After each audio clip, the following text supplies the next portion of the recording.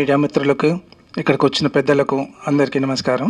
ఈ మూవీ చేయడానికి మెయిన్ కారణం ఏంటంటే, తను ఇండస్ట్రీలకు శ్రీధర్ రాజు గారు వచ్చేసింది డబ్బు సంపాదించడం ఒకరు కాదు, ఒక మంచి కాన్సెప్ట్తో వచ్చాడు. వచ్చి తను ఎప్పటి నుండో ఈ ఇండస్ట్రీలో తిరగాలి చేయాలని చూసిన సమయంలో తనకు ఎవరు దొరకక, ఒక సమయంలో నేను దొరకడం వల్ల ఒక మంచి డైరెక్టర్ కావాలని అంటే అప్పుడు నేను డైరెక్టర్ పారపల్లి గారిని దగ్గర తీసుకోవడం జరిగింది. తన ద్వారా MBM అనే మూవీ చేయడం జరిగింది, మేరా భారత్ మహాన్.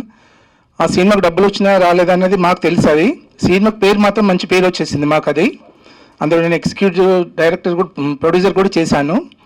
ఈ సినిమాకు మెయిన్ ఏంటంటే, ఈ సినిమా కానీ దీనికి ముందు మేరా భారత్ మహాన్ సినిమాకు మాకు మొత్తం పాటలు రాసింది పెద్దల మూర్తి గారు. పాపం ఈ క్షణంలో వారు లేరు కాబట్టి వారికి ముందు మనం ఒక 2 నిమిషాలు శ్రద్ధాంజలి ఘటించాలని నా కోరిక. ఇప్పటివరకు ఇండస్ట్రీలో ఇంత ధైర్యం చేసేసి ఒకే క్యారెక్టర్ తోటి నేటి భారతం అనే మూవీ తీయడం అనేది రియల్గా కూడా శ్రీధర్ అన్నను చాలా ఎలా ఆయనను అప్రిషియేట్ చేయాలో నాకు అర్థం అవడం లేదు.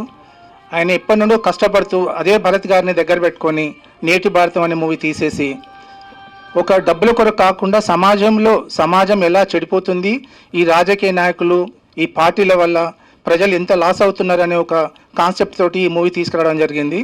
ఈ సినిమా కనీసము ఒక 4-5 వారాలన్నా నడవాలి అని చెప్పేసి ఈ కోరికతోటి, వారు పెట్టిన డబ్బులు కాకుండా ఎక్కడి వరకు ఇంకొక కొంచెం మెయిన్గా తనకు ఇంకొక సినిమా తీయడానికి డబ్బులు చాలు అనే కోరికతోటి నేను కోరుకుంటున్నాను. వారికి ధన్యవాదములు.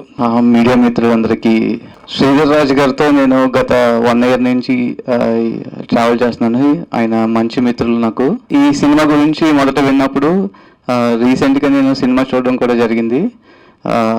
మీరు క్యారెక్టర్ టైటిల్ నేమ్ చూసుకున్నట్లయితే జర్నలిస్ట్, అంటే మీరు అందరూ ప్రతి ఒక్క సామాన్యులు, ప్రతి ఒక్క జర్నలిస్టు కనెక్ట్ అయ్యే క్యారెక్టర్ ఇది.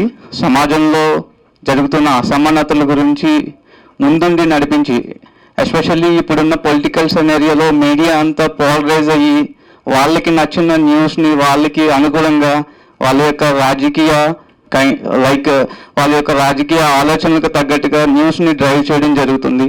అలాంటి సమయంలో ఒక సోషల్ మీడియా ప్లాట్ఫామ్లో ఒక ఇండివిజువల్ జర్నలిస్టులు ముందుకు వచ్చి ప్రజల పక్షాన వాళ్ళ యొక్క గొంతుని వినిపించగలిగే ప్లాట్ఫామ్ సోషల్ మీడియా. ఎస్పెషల్లీ మీ యూట్యూబ్ ఛానల్ కానీ లేకపోతే అదర్ సోషల్ మీడియా ప్లాట్ఫామ్స్లో ఏ విధంగా ఒక జర్నలిస్ట్ తన యొక్క గొంతుని వినిపించగలడు అని చెప్పే సినిమాయే ఈ నేటి భారతం.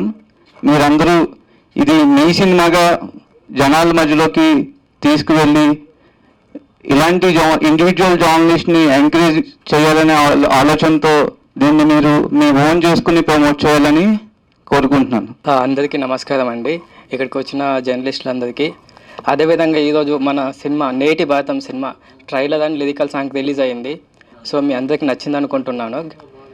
ఈ సినిమా నేను చూశానండి, చాలా బాగా వచ్చింది. దాంతోపాటుగా భరత్ సార్ తన ఈ సినిమాని చాలా బాగా చేశారు. సింగిల్ యాక్టర్గా మన శ్రీధర్ సార్ కూడా చాలా బాగా చేశారు సినిమాని.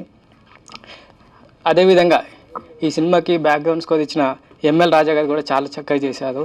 కర్నూలులో ప్రివ్యూ చేసామండి, అక్కడ BT నాయుడు సార్ చూశారు. వాళ్ళు చూసి సినిమా చాలా బాగా వచ్చిందండి అని అందరికి థ్యాంక్ యూ అండి.